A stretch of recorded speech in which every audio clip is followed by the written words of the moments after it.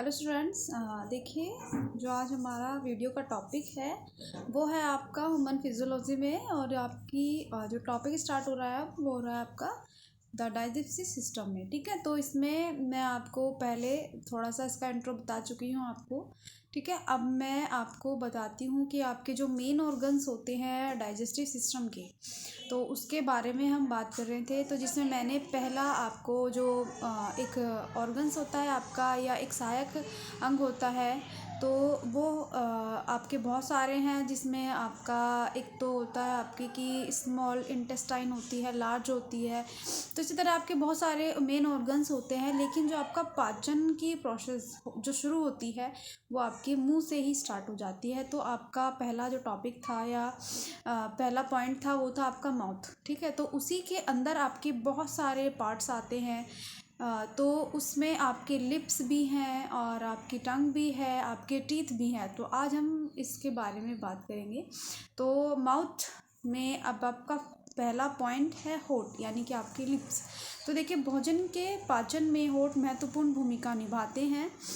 यह मुख्य द्वार है जो भोजन के मुंह में आते समय खुल जाता है तथा भोजन के मुंह में जाने के बाद बंद हो जाता है। यानी कि जैसे आप कुछ भी खाते हो, कोई भी खाना खा रहे हो, तो जो आपका मुंह होता है, मुंह में पहला होता है आपके लिप्स, यानी कि होठ। जैसे आप खाना खाते हो तो आपके लिप्स ओपन हो जाते हैं, और आप जैसे भोजन रखते हो मुंह में तो आपके लिप्स क्लोज हो जाते हैं, बंद हो जाते हैं ना।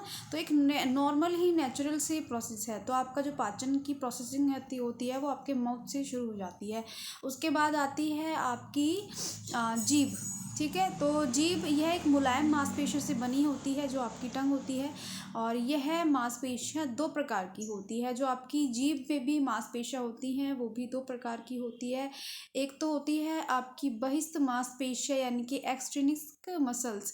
ठीक है, तो ये इसके कारण जीभ की गति तीव्र रहती है, और इन मांसपेशियों की गति के कारण हम मुख गुहा में भोजन इधर उधर करते हैं, और ये चबाने में तथा भोजन के निगलने में इसकी गति जो होती है, गति करने में मदद करती है। यानी कि जो आपकी बहिस्थ मांसपेशियां होती है, इसके कारण ही आपकी जो जीभ होती है वो एक्टिव रहती है। यानी कि एक तरीके से जब आप खाना खाते हो तो आपकी जीभ भोजन को जो दांतों के द्वारा कहीं पीस हो जाते हैं उसके, तो उसको इधर से उधर ले जाने में वो हेल्प करती है।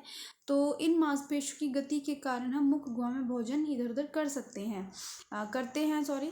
और चबाने में तथा भोजन निगलने में इसकी गति में जो है हमें मदद मिलती है।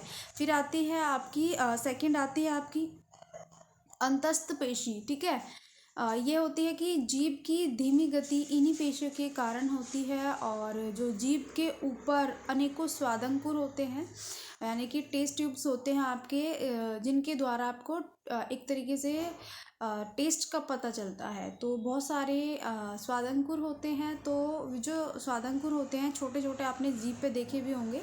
तो वे जो होते हैं जीभ के ऊपर उभारदार होते हैं, यानी कि एक उभरा हुआ पार्ट्स लेते हैं वो, कि जिनके द्वारा हमें भोजन का स्वाद जो है पता चलता है। जैसे आप कुछ मीठा खाते हो तो आपको पता चलता है कि आपने मीठा खाया है, खट्टा खाया है, नमकीन खाया है, तीखा खाया है। ठीक है, तो इसी के अकॉर्डिंग जो है आपको पता चल जाता है इन स्वादंकुर के हिसाब से कि आपका जो टेस्ट है या आप जो फूड खा रहे हो वो किस तरह का टेस्ट ले रहा है। अब आते हैं आपके फंक्शंस ऑफ टंग, यानी कि जीभ के क्या क्या कार्य होते हैं। तो पहला फंक्शंस है कि जीभ जो होती है वो भोजन को चबाने के कार्य में सहयोग करती है, क्योंकि जब आप दांतों के थ्रू अपने भोजन को कई पीस में बनाते हो या उनको कुचलते हो या उसको एक लसलसापन देते हैं दांत, तो क्या होता है कि जीभ उस भोजन को इधर से उधर ले जाने का काम करती है। तो यह भोजन को दांतों के पास ले जाती है, और जिससे भोजन के टुकड़े अच्छी तरह से पिस जाते हैं, ताकि वो बाद में जो आपकी आगे की प्रोसेसिंग होती है उसमें आपको फूड जो होता है बहुत जल्दी डाइजेस्ट करने में इजी हो जाता है। तो इसलिए कहा जाता है कि जो भोजन होता है, कुछ भी खा रहे हो आपकी ज़्यादा से ज़्यादा उसको चबाएं, तभी वो जो आपकी डाइजेस्टिव सिस्टम होता है वो तभी बहुत अच्छे से काम कर पाता है। तो सेकंड है आपका कि यह चबाए हुए भोजन को ग्रास नली में धकेल कर निगलने में सहायता करती है।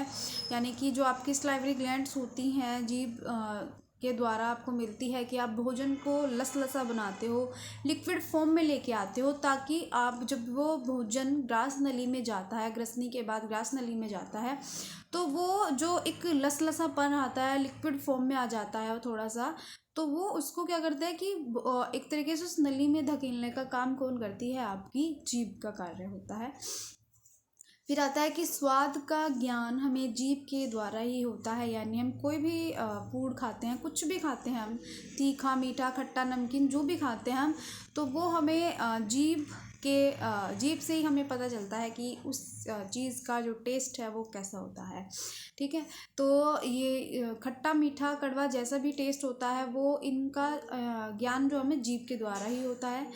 फोर्थ है आपका कि जीभ में म्यूकस तथा सीरस तरल का स्राव लगातार होता है, तो जिसके कारण क्या होता है कि हमारी जो जीभ होती है, या जिससे मुंह हमेशा ही तरवे नम रहता है ना, थोड़ा गीला रहता है।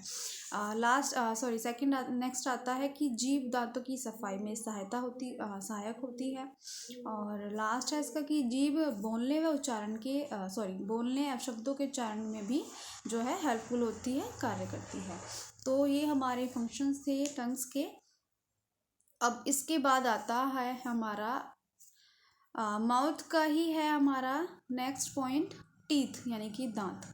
ठीक है, तो जो दांत होते हैं, तो देखिए मुख गुहा में जीभ भोजन को इधर उधर ले जाने का काम करती है, तो वहीं जो दांत होते हैं वो दांत भोजन को काट पीस कर छोटे छोटे टुकड़ों में कर देती है। यानी कि जो भी हम खाते हैं, कुछ भी खा रहे हैं मुंह में लेके, तो उसको क्या करते हैं छोटे छोटे हिस्सों में, यानी भोजन को बहुत छोटे छोटे टुकड़ों में कर देती है, ताकि वो इजीली डाइजेस्ट हो जाए, या इजीली आप उसको भोजन को बहुत इजीली उसको बहुत छोटे छोटे पीसेस में कर देते हो, तो ताकि पाचन क्रिया आसान हो सके। तो जितना ज़्यादा आप फूड को चबाते हो, या उसको जितना ज़्यादा अच्छे से इसको चबा करके खाते हो, तो उतना ही वो इजी डाइजेस्ट हो जाता है, वो उतना ही अच्छा इजीली ग्रास नली में पहुंच जाता है। और कहते हैं कि अगर आप ऐसे ही बहुत हल्का चबाते हो खाने को, तो बाद में डाइजेस्टिव सिस्टम में बहुत प्रॉब्लम हो सकती है। तो मनुष्य के जो दांत होते हैं वो दो प्रकार के होते हैं नॉर्मली। तो एक होता है आपका अस्थायी दांत, यानी कि टेम्परेरी टीथ होते हैं आपके, और दूसरा होता है आपका स्थायी दांत, यानी कि परमानेंट टीथ होते हैं। तो जो आपके टेम्परेरी दांत होते हैं वो जो एक तरीके से जब शिशु होता है, तो उसके कम से कम 6 से 9 माह के अंदर उसके अस्थायी दांत निकलने की जो प्रोसेसिंग होती है वो शुरू हो जाती है, और उसके ये दांत जो होते हैं 6 या 7 साल तक निकलते हैं। ठीक है, और उसके बाद क्या होता है कि ये जो दांत होते हैं एक तरीके से जो टेम्परेरी टीथ होते हैं उनको दूध के दांत भी कहा जाता है। तो ये आपके 6 से 9 महीने के बीच में स्टार्ट हो जाते हैं, और ये आपके कम से कम 6 साल तक जो बच्चे के हैं एक तरीके से निकलते हैं। फिर उसके बाद आता है आपका स्थायी दांत, यानी कि आपके एक तरीके से परमानेंट टीथ। ठीक है, तो परमानेंट जो टीथ होते हैं वो आपके 7 से 8 साल की एज से निकलने शुरू हो जाते हैं, और वो 21-22 तक आपके पूरे प्रॉपर तरीके से जो है वो निकल जाते हैं। तो जो आपके टीथ की संख्या होती है, यानी दांतों की जो संख्या होती है वो होती है आपकी 32, यानी 32 मुंह में दांत होते हैं।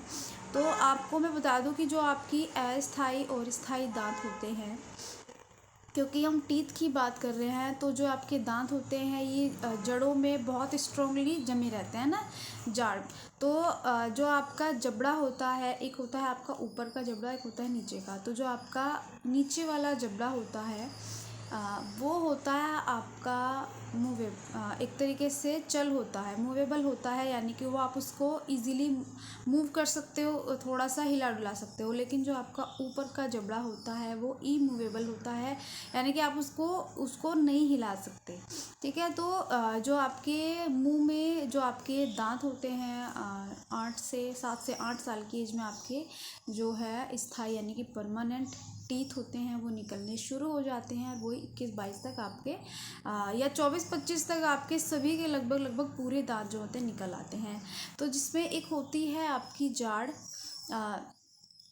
तो एक होती है आपकी अक्कल जाड़। वो ज़रूरी नहीं होता कि वो हर व्यक्ति की निकले, है ना। तो अब हम बात कर रहे हैं कि जो आपके परमानेंट टीथ होते हैं वो कौन से होते हैं। तो आपके 4 तरह के परमानेंट दांत होते हैं, जिनके काम भी अलग होते हैं, नाम भी अलग होता है। तो इनके कार्यों के अकॉर्डिंग ही इनके जो है नाम रखे गए हैं। एक होता है आपके छेदक दांत यानी इंसिजर, एक होता है आपके भेदक यानी कैनिल, और एक होता है आपका अर्ध चवर्णक दांत यानी कि प्रीमोलर, और एक होता है आपका चवर्णक दांत यानी कि मोलर। ठीक है। तो ये जो दांत होते हैं, इन दांतों का फंक्शंस भी अपना अलग अलग होता है। कुछ सामने के दांत होते हैं, कुछ साइड के होते हैं, कुछ इनमें कुचलने वाले होते हैं कि आपको फूड को बहुत अच्छे टुकड़ों में डिवाइड करना है, और कुछ आपके इसमें लास्ट के दांत होते हैं। तो कुल मिलाकर के आपके जो एक मनुष्य के मुंह में दांत होते हैं वे 32 होते हैं। तो स्टूडेंट्स, ये जो आपके परमानेंट टीथ हैं, इनके बारे में हम डिटेल में बात करेंगे अगली वीडियो में।